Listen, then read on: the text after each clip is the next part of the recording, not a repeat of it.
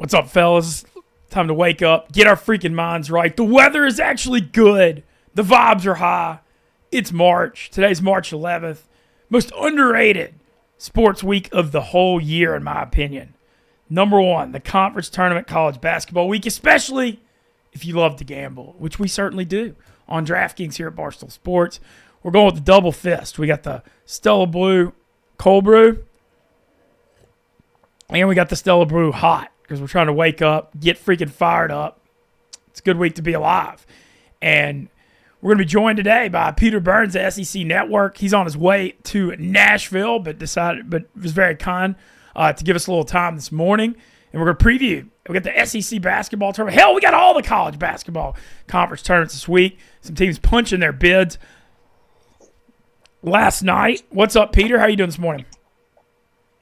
I'm doing well. Is this show still on, or is this like a Rico and Stanford Steve thing where it's canceled and yet we're running it? Will this actually air to people, or what? This is actually airing. This is actually airing for the moment.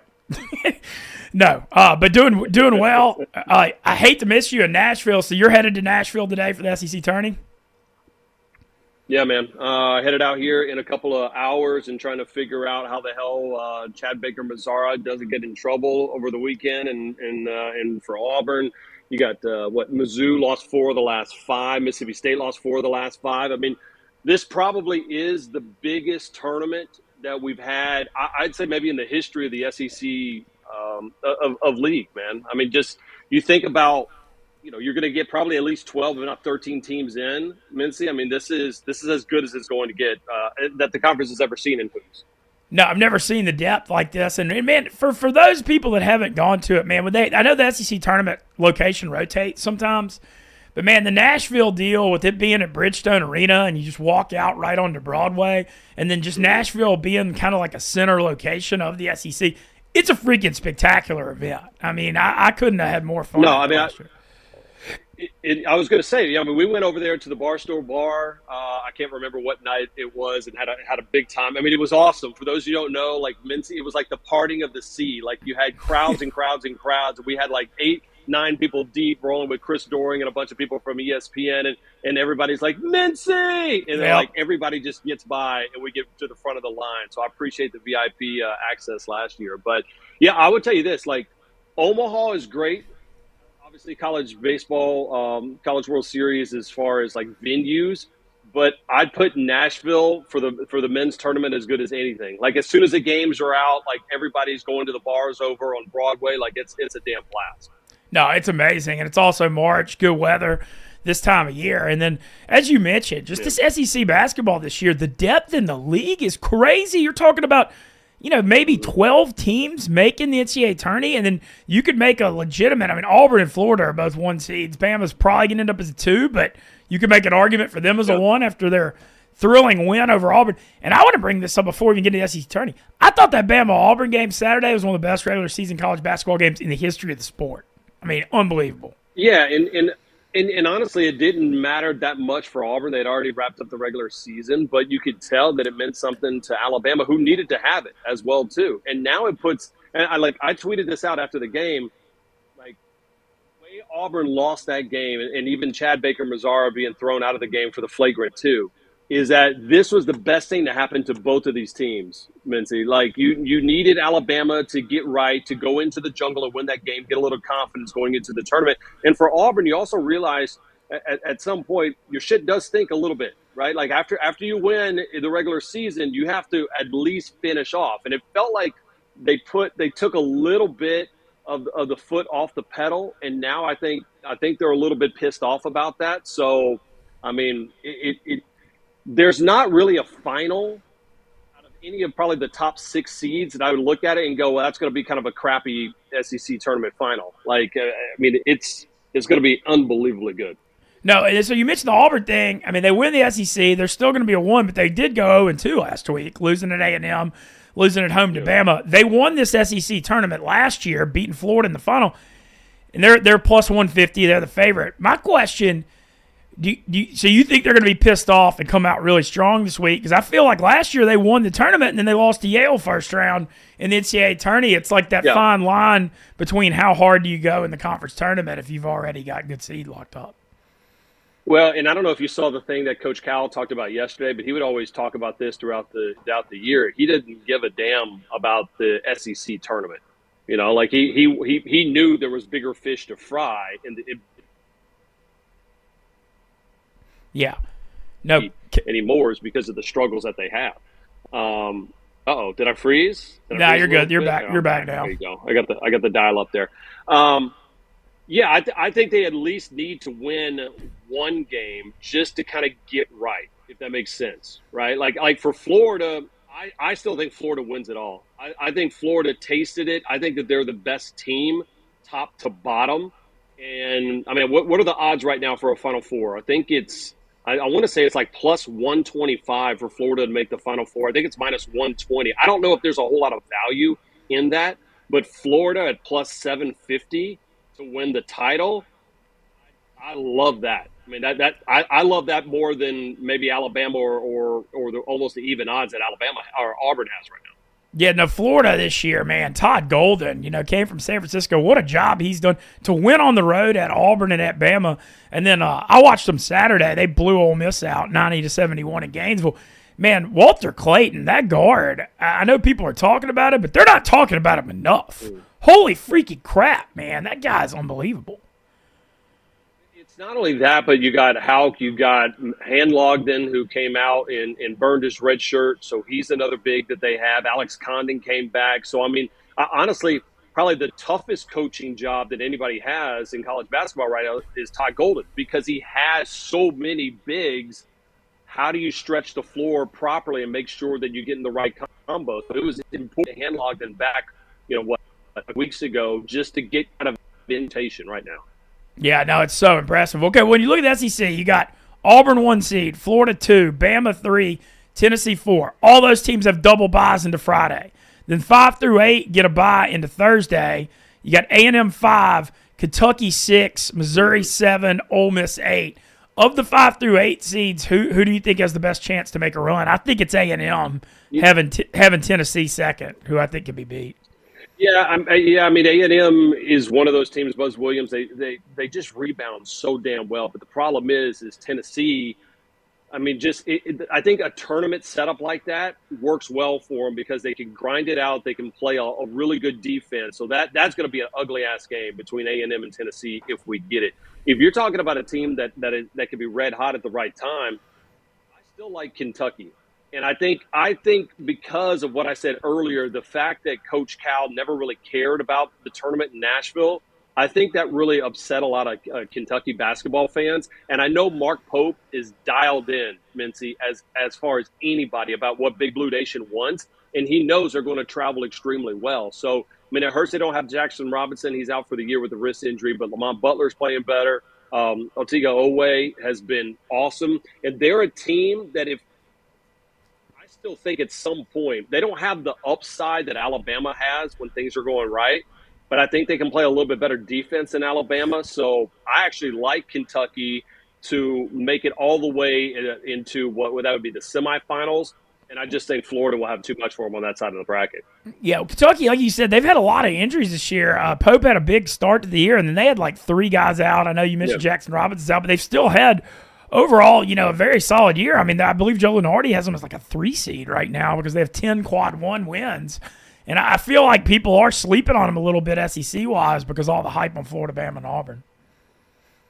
Yeah, I mean, the problem with them is that they'll have certain games. Like I was really impressed when they went up to Columbia, Missouri, which is a tough place to play. I mean, Dennis Gates did a great job bouncing back after last year. They were 18-1 at home, and they had a damn no-doubter up there. And I was surprised because – that team has kind of come together. And I thought it was interesting this week, Mintzy, that Pope said that he wants to play 31 college basketball games. He wants to go up to 40 because he's saying that how many transfer portal guys that people have, like you don't really get a fit. And he said it was because of the next level as well, too. He goes, now we're starting to get so many SEC players that are going to play in the NBA that when he made it to the NBA for a cup of coffee, he was dog-ass tired after 40 games. And he goes, playing 31. Like, we're not getting these guys ready. So I don't know if he wants to increase the season earlier. The only problem is with that is that if you start going earlier and start playing 40 games, you're going to have to start bumping up against college football. And I love college hoops. This is the greatest season we've had. But you know how it is in the SEC. Nobody's going to really pay attention and dive all the way into college hoops, at least right now, until probably mid-December.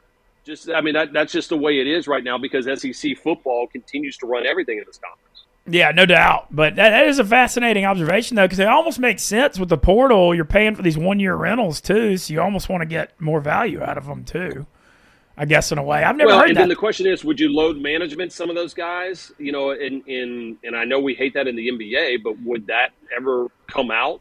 I was kind of curious how good Auburn was playing all season long, what they were going to do in this upcoming tournament, because if you're Bruce Pearl, you have to keep Denver Jones healthy. You got to keep Baker Mazzara out of trouble. You got to keep Janai Broome healthy, and he's been a little bit banged up. He still doesn't look 100%. So that's the only reason why I don't like Auburn in this tournament is that I feel like Bruce wants to get at least one victory underneath his belt, and then I wouldn't be surprised, even though they'll have probably 6-7 days off or 4 or 5 days off, of just kind of relaxing these guys and not pushing them too much. Like, I know Bruce is a competitor and he wants it, but I think there'll be guys on his coaching staff that say, hey, listen, like, we don't need to be throwing out somebody 38 minutes when they're a little bit banged up right before the tournament, because you sure as hell don't want what happened at Yale last year where you just kind of threw the ball out, you were tired, and sure enough, you end up getting upset in the first round. Yeah, that's something certainly to watch. I want to talk about also, you said you think there are going to be 12 teams in. I went through the bracketology. Nobody's talking about it, but Calipari saved that Arkansas season. I mean, they fell off a cliff, and then Boogie Fland got hurt and was out for the year. He was their best player, but man, they end up as the 9 seed, and they're in the tournament now. And I feel like, they've got South Carolina and then Ole Miss. I mean, if I was going to say a long shot to make a run in this thing, it'd be them. I just don't know how anybody can win 5 games in 5 days against this competition. No, I mean, you go back into like a Georgia back in 2008, they had that unbelievable run, but it's almost impossible. And I think maybe it might have been impossible 5 or 6 years ago when the SEC was mediocre at basketball, so you could run through some overseeded teams. Dude, right now that's not the case. I mean, you got guys that are going to be playing in the first round that are tournament teams like Arkansas. I do like Arkansas to get by. Actually, you know what? I take it back. South Carolina beats Arkansas in that first game, believe it or not. Like, my issue right now with Arkansas is that they've been running 7 players deep for the last couple of weeks just because of the injuries. And now he's found his rotation out. It can work, when you got, a couple of days off. But to go on any type of run here in Nashville, there's just no way I see it because they don't have enough minutes. They don't have enough dudes right now that can go. Like, the teams that are going to be in good shape right now, obviously, are the ones that could run like Alabama, where you could run pretty much 9 players out there. Florida, where you could run 9 players out there. Tennessee to a lesser extent, but they also don't play such fast-paced basketball that I think the minutes are going to hurt them. So, actually, I think I end up seeing South Carolina with the upset over Arkansas. And I'll be honest with you, I think Mississippi State really needs a victory. Mississippi State, Missouri. Yeah, State and Missouri both limping in here. Yeah, both of those 2 teams right now struggling coming down the stretch. Josh Hubbard's a damn bucket, and he's so much fun to watch. Cam Matthews, that whole crew, and Chris Jansen's done a great job. And that's, I think, more of a product of how tough their schedule is. But probably, I know it's kind of, that mid-layer of the SEC, but that Mississippi State, Missouri, both of those teams are dangerous when on, but both of them are coming into the tournament losing 4 of the last 5. So I'll be honest with you, there's probably some value in Missouri and Mississippi State. I don't know what the lines are because I don't think are the lines out for these opening games. I hadn't seen them. I don't think they come out until later. Yeah, I think they come out today because I've seen the ones for today, but I hadn't seen the ones for tomorrow yet because Big 12 tourney started today. Guess the spread then. All right, first round. I'll turn it over to you. Let me host this for a second. All right. South Carolina, Arkansas. What do you think that spread's going to be? Man, Arkansas minus like 3.5 or 4. I say it's probably going to be Arkansas minus a 1.5. I mean, because remember, South Carolina just beat them And that was when Arkansas scored like 14 points in the first half. It was disgusting. But I think Arkansas is going to be a slight favorite. Texas, Vanderbilt in Nashville. I mean, that one's going to be near what, like Pick'em? I think Vandy probably going to be like a 2-point favorite. Okay, but that's maybe with the upset that I want to see happen, because I think Mark Byington's done a great job over with Vanderbilt in that first year. They're a fun team to watch. Jason Edwards is a bucket, man. He's wild. But Texas is a team that, if you're asking me what's a team that could go on a little bit of a run, Texas has the players. Remember, Jordan Pope put up 42 against New Orleans earlier this year. You got Trey Johnson, who's put up 38 in a couple of games. So if they're healthy, I don't see them making a run all the way to win it. But that's probably the upset that I like in the first round is Texas. As far as I don't even know. I don't know if they'll win that game, but as far as point spread wise, I think they'll probably be getting 2 or 3 points, and I would love to lay the 2 or 3 points and get them as a dog, even despite that being in Nashville. Yeah, now, shout out to Vandy, though. You mentioned the job that coach has done. Vandy's doing really well in this NIL era. You're seeing it in football and basketball. You got to give them credit, because the Jerry Stackhouse era was such a disaster. But they definitely bounced back this year. And are they in, or they're on the bubble? Are they in, or are they right on the bubble?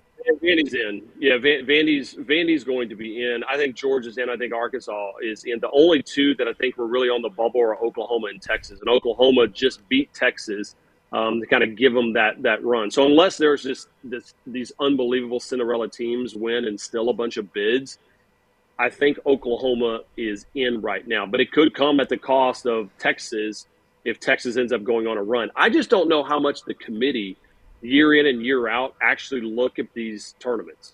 Yeah. I really don't, because we go back and look at even I think Auburn wins it last year and they get kind of a shitty seed in the NCAA tournament. So they were 4. For me, I don't know how much the committee looks at those things right now. Like I think the committee probably has 90% of the field in already kind of in their mind, and it's just this last week that you get those 10% on who's going to steal the bids and whatnot.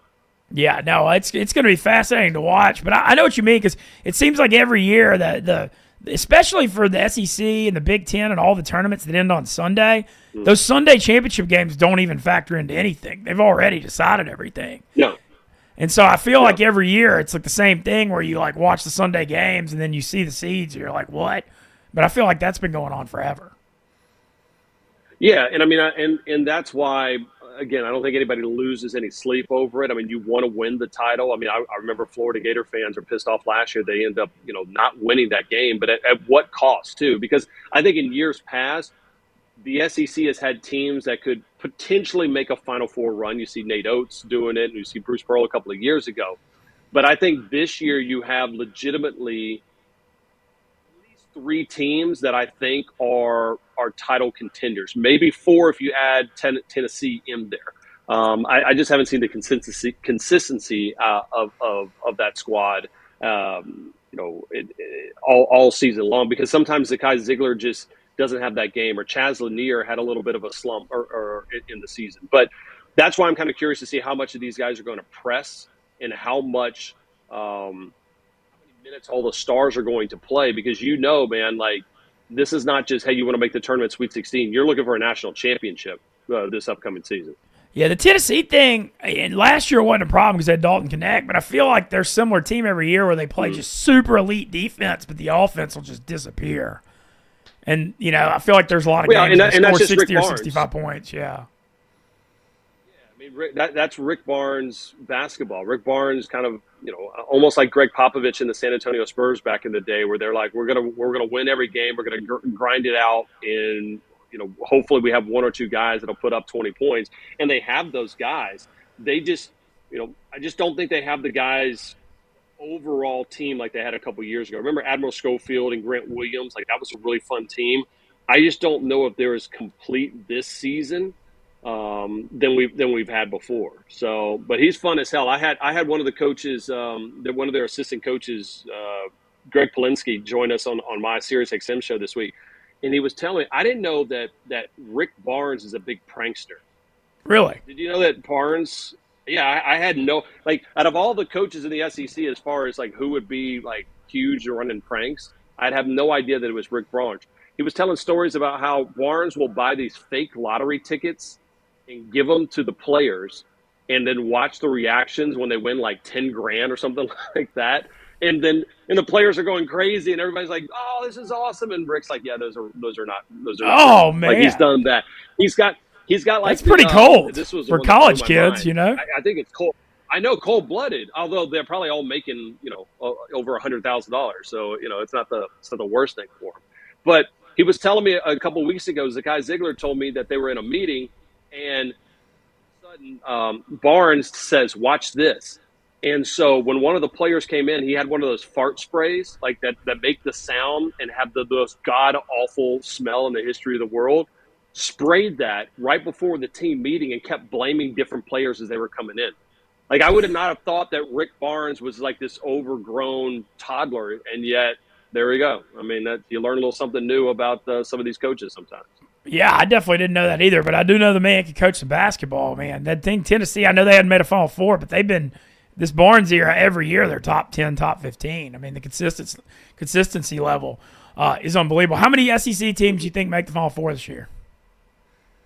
I think it'll be two. I think Florida is a lock. I think Florida is maybe even a bigger lock than Auburn right now. But I mean, I know that that's going to be chalk, but I'm going Florida and Auburn being those two teams.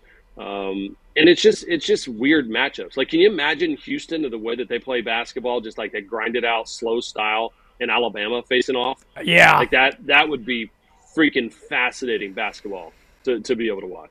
No, it definitely would. Houston, God, man, Sampson, they never lose. It's unbelievable, that culture that he's got there. I mean, I know they win ugly all the time, but, like, they just never lose. And it's so hard to win on the road in college basketball, and they just always pull it out. I don't know. I just think it's a Yeah, it's like Virginia. It was like Virginia back in the day, and I kind of wondered too, though, in the world of name, image, and likeness, where everybody wants their own piece.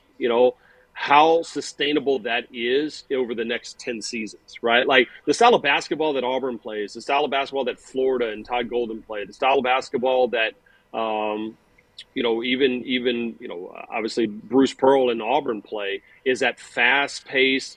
Hey, there's going to be some games you're going to score 100 points. Even the way that Mark Pope in Kentucky plays with a bunch of threes. Like, I think those are the teams that when push comes to shove and the money's going to be the same, who would you rather play for?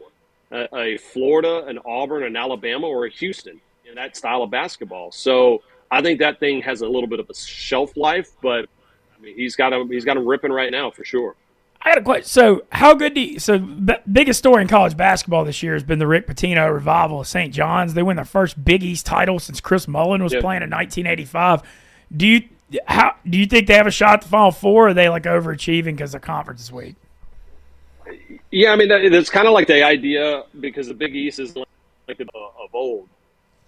Kind of like the idea of like anytime I see Gonzaga, where I'm like, all right, or UConn back in the day in women's hoops with Gino Auriemma, I'm like, who have you beat that's of that upper echelon? And I think it's a hell of a story. And I mean, you think about how bad that they were, and just everything that Patino had to deal with. And sure enough, and obviously he put himself in some of those situations as well. But dude, it's crazy to get a coach that old to get people to buy in. And I think we're losing legends left and right, man. I mean, that's why the ACC has been absolute garbage this year is because they lost so many damn good coaches. Coach K gone, Roy Williams gone. I mean, you see Leonard Hamilton over at FSU gone. Like the days that we have Tom Izzo's and the Rick Pitino's of the world still coaching, like you got to embrace that because these are legendary Hall of Fame coaches, and it would not shock me within the next 2 seasons we don't see Izzo, we don't see Pitino, and then you're looking around going, all right, who's the new blood or who's the new legends that we have in college hoops right now? Yeah, no, it's going to be interesting. I'm also curious because I know your ties to Baton Rouge. I've been following this McNeese State Will Wade thing real close because I'm close with Will. They play in the Southland semifinals tonight. Very curious to see what happens. I feel like I'm hearing his name in a lot of jobs right now. I'm real curious to see what ends up happening. If it's not NC State, I would be shocked. I mean, like that is, and it's a perfect fit for him because I was looking at it going, all right, would he get back into the SEC?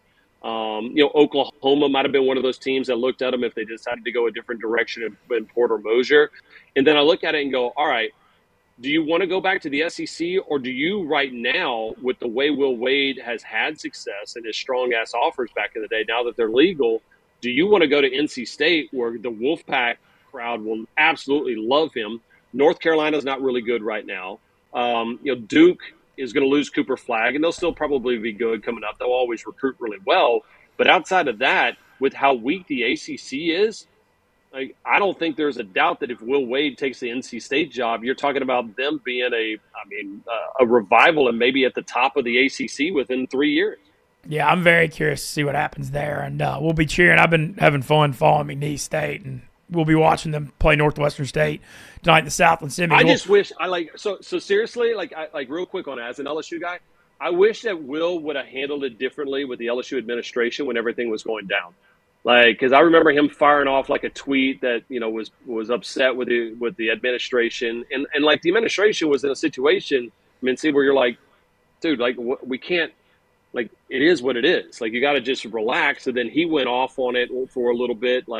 It's not Kansas doing what Bill Self in that little relationship where Kansas was like, we don't care if you cheated, whatever. We're just going to sign you because you're the best.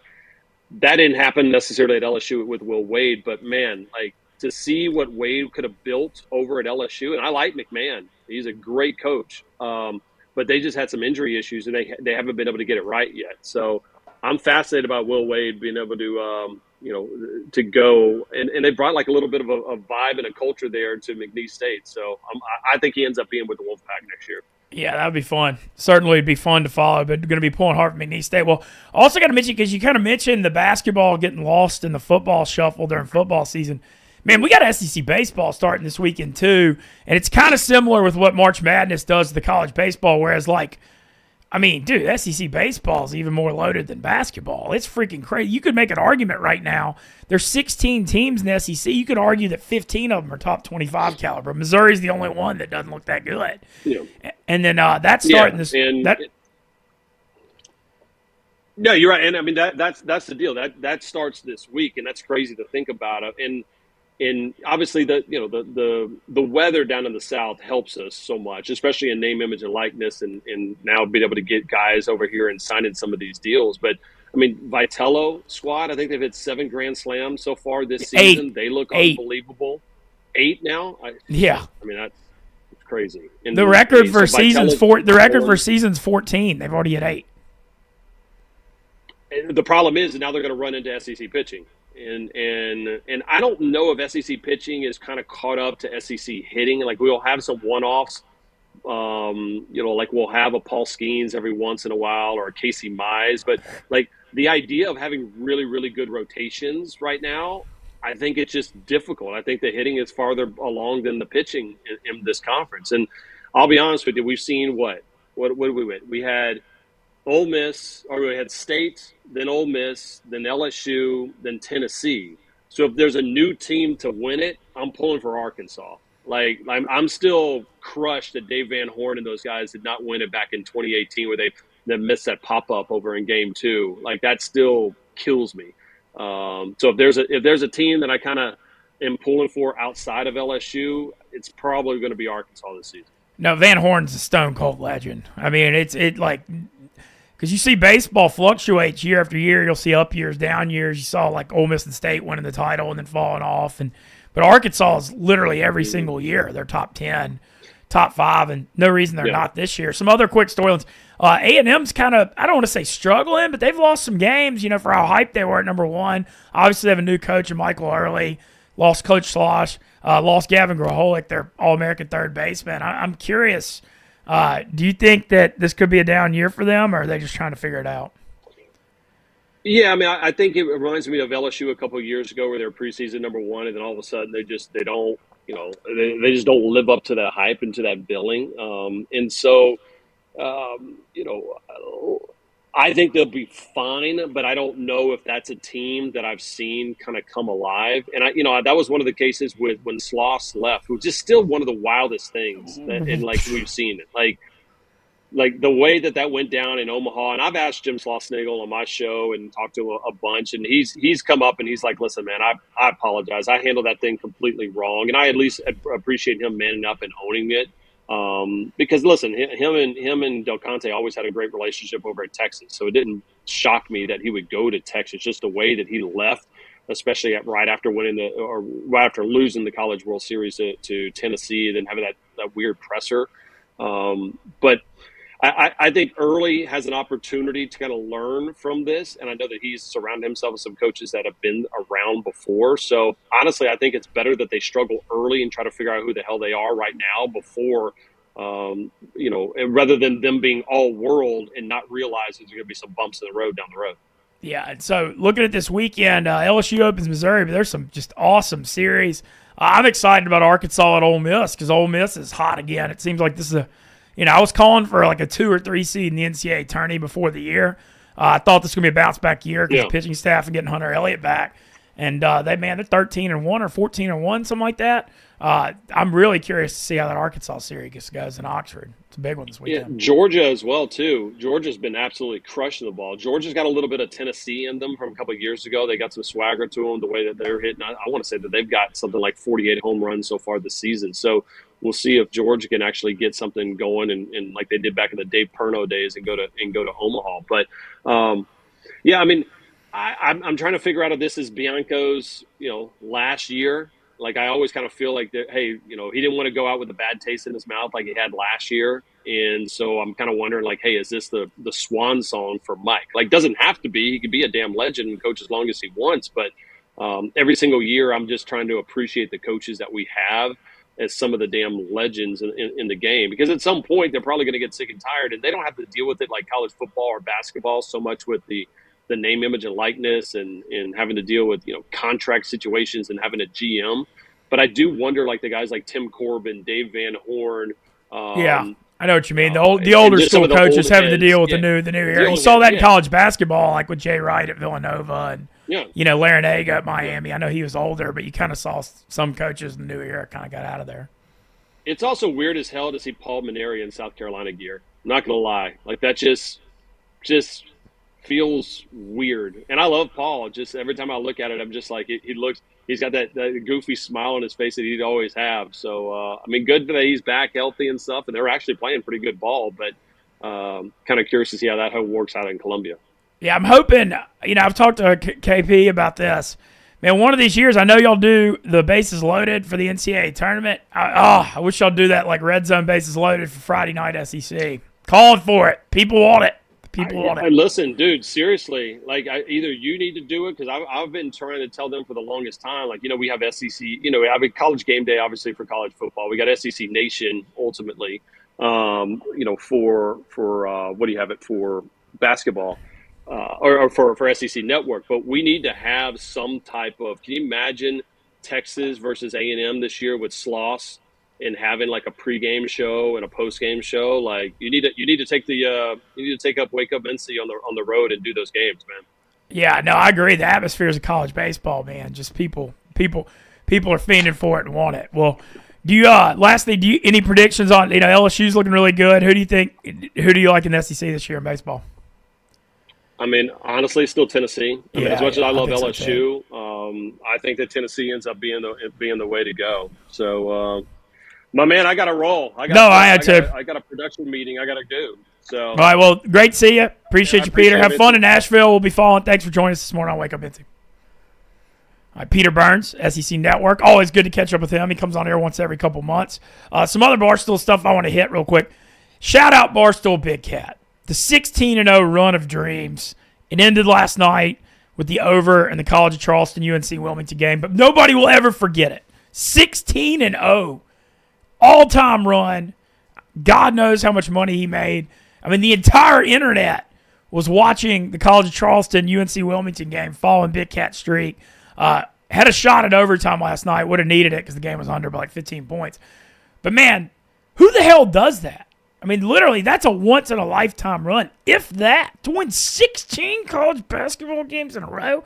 And it was so fun watching it captivate the internet and, so many people were riding on DraftKings with Big Cat, but congrats to Dan. Just an all-time iconic run, winning 16 games in a row.